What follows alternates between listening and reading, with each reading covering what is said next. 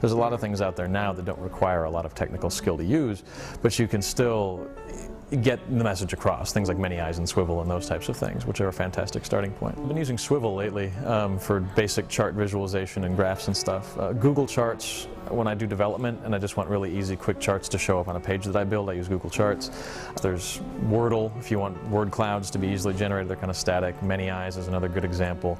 It's so easy for people to do their own now. Like, I have 2 reporters now who just figured out how to use Swivel. And so instead of being like, I have this Excel sheet, can you post it to the site?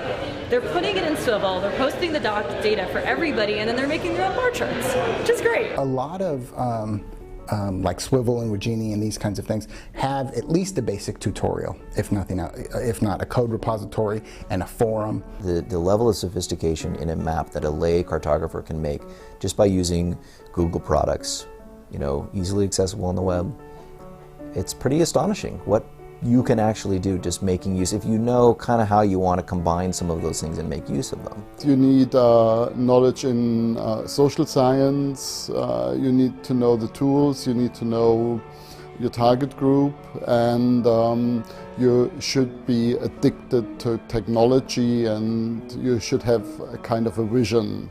For people who are entering this now, they should play to their strengths.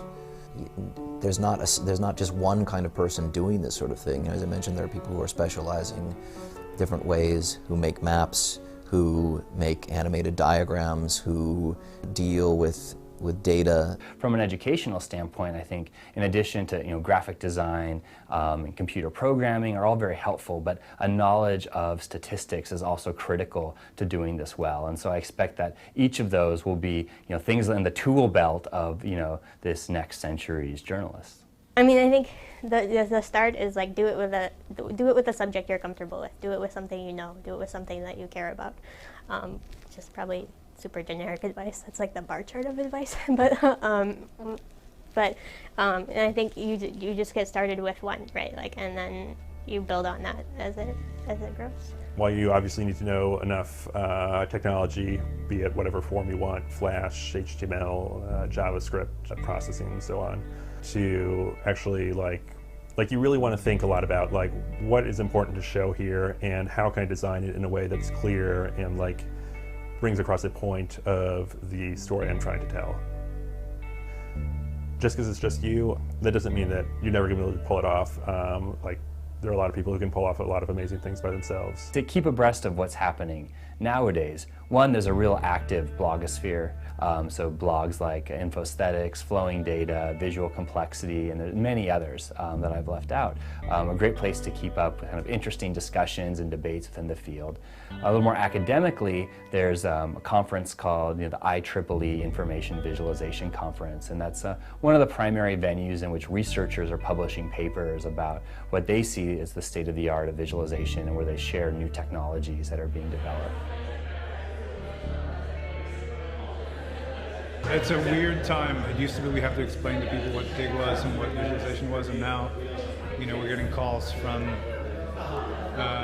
name your cable station that are like, we hear the data visualization is to be found here. So it's it's a little strange actually. It's becoming a little checkbox on people's media plans.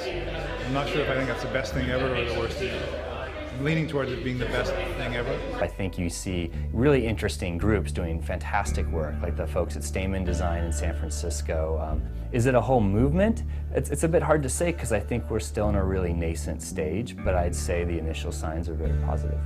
I think that we're kind of, all the stuff that we're doing now is kind of just like I'm in the early days of cinema. So what you see is this incredibly fluid flow of ideas, and to me that's really what's exciting, is that maybe 15 years ago there were these very distinct silos, and people in completely different fields had no idea what they were, that everyone is working toward the same thing. But today it's starting to fuse. It's fun, it's competitive. We look around all the time and we're like, where is the next, amazing thing going to come from? Over here, over there? And we feel like, okay, the need to keep up, it's very energizing and enjoyable. And it shows the length of the day. They're the months of the year, it's a calendar. Data visualization is here to stay, no question about it. It's not some passing fad that we're going to stop doing in about a year's time. In fact, we're just going to take it and it's going to become part of the whole information graphics package, no question about it. So we better all get on board.